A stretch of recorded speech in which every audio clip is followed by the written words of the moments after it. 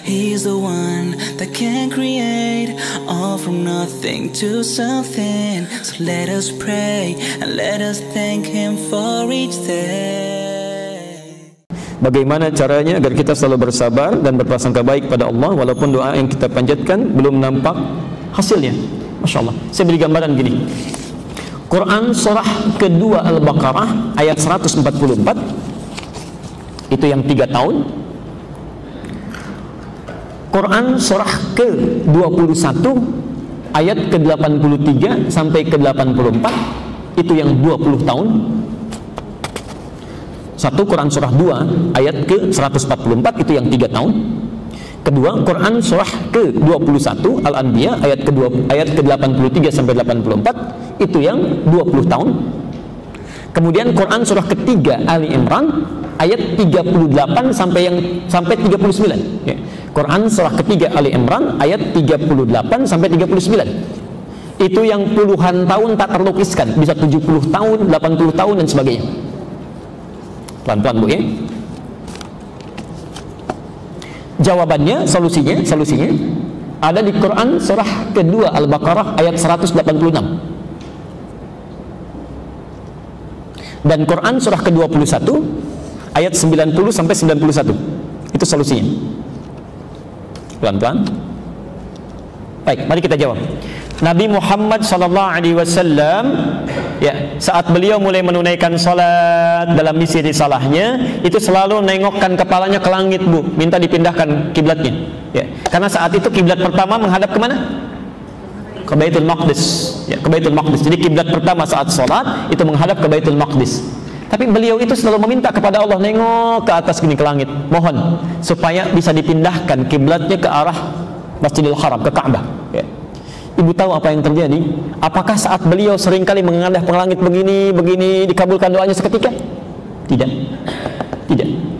Ternyata nunggu setahun, nunggu 2 tahun, baru setelah pindah ke Madinah, ya Masya Allah, setelah pindah dalam perjalanan ke rumahnya Ummul Bashar, diundang dalam satu jamuan zuhur, ya, berangkat beliau ke sana, saat makan siang itulah kemudian tiba panggilan salat, saat menunaikan salat baru turun ayat Al-Baqarah 144 itu. Setelah pindah ke Madinah kurang lebih 3 tahun itu.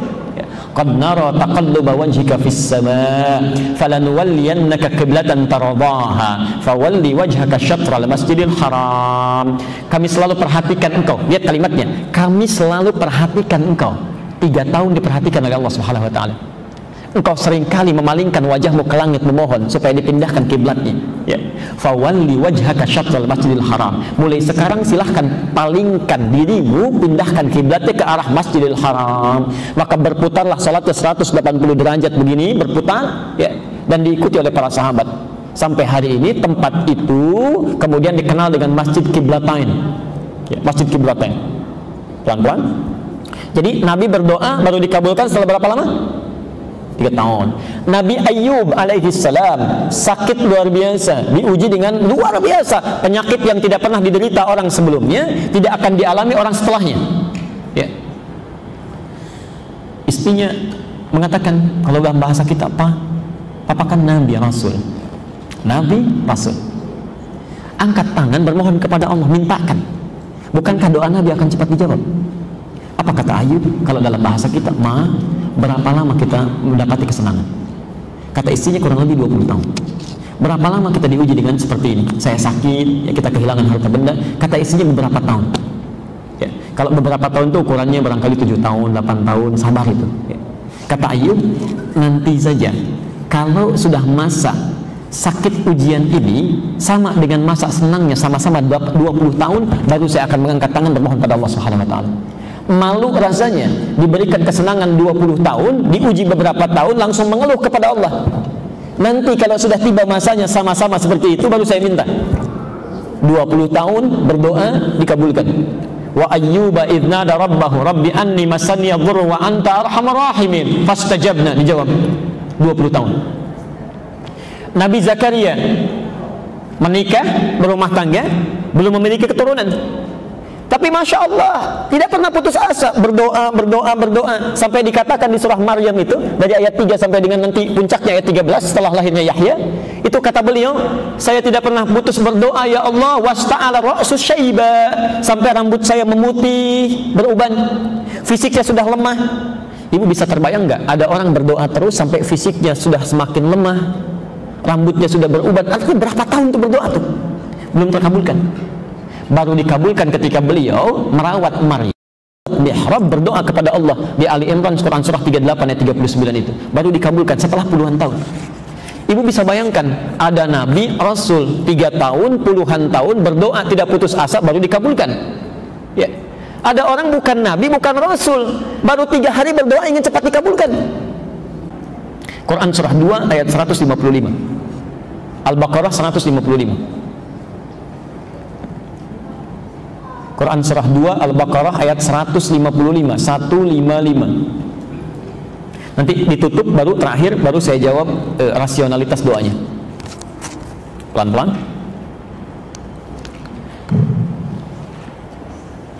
Posisi sebelah kiri paling atas. Wala nabluwannakum bisyai'. Lihat persamaannya.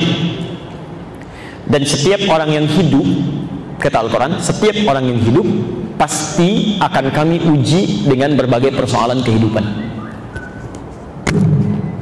Jadi kata Allah, setiap orang hidup pasti punya masalah, akan diuji dengan masalah. Perhatikan rumusnya Bu ya, Pak ya. Masalah ini diujikan oleh Allah kepada kita, bukan ingin menjadikan kehidupan kita bermasalah, bukan, tapi untuk meningkatkan kualitas kehidupan kita menjadi lebih baik. Kalau tidak diciptakan marah, bagaimana ketahuan sabar? Kalau tidak dibuat bohong, bagaimana bisa ketahuan jujur? Ya. Kalau tidak diciptakan sombong, bagaimana bisa nampak rendah hati? Ya. Jadi kata Quran, pasti orang hidup itu pasti punya masalah. Tidak ada yang hidup yang tidak punya masalah. Ibu tuh kelihatan tenang-tenang nulis, itu mustahil nggak punya masalah itu. Ya, barangkali lebih besar dibandingkan dengan yang terlukisan. Ya. Di saat seseorang tidak ingin punya masalah, itu artinya nggak mau hidup. Ya. Karena persamaannya hidup pasti punya masalah. Saat dia tidak punya masalah, pasti sudah tidak hidup. Ya. Saya cek dulu, ibu ingin punya masalah atau tidak? Tidak. Ada agak bingung ini ya. Dijawab pengen, takut gak bisa selesai. Ya. Dijawab tidak, takut gak hidup. Lihat sini, masalahnya banyak ya. Minal khaufi wal ju'i wa naqsi minal amwali wal anfusi wat thamarat. Saya tutup ke ujungnya saja, lihat ujungnya. Wa basyiris sabirin. Kata Allah, berikan kabar gembira yang saat diberikan ujian itu dia sabar. Pelan-pelan dia sabar. Jadi rumusnya, saat kita diuji dengan masalah, saya, Anda, kita semua, kata Quran pilihannya cuma satu, tidak ada yang kedua, apalagi 3. Pilihannya satu, sabar. Karena mengeluh tidak menyelesaikan persoalan. Ya. Ada banjir datang, macet. Ya. Sebagian gerbang tol Cikunir misalnya ada yang rubuh tuh kemarin. Orang pada mengeluh, ngapain ngeluh? Ya. Toh mengeluh juga tidak akan bisa memperbaiki itu lagi. Terima dulu. Ya. Sabar dulu, terima. Kesabaran nanti melahirkan pikiran yang jernih, respon mulai muncul.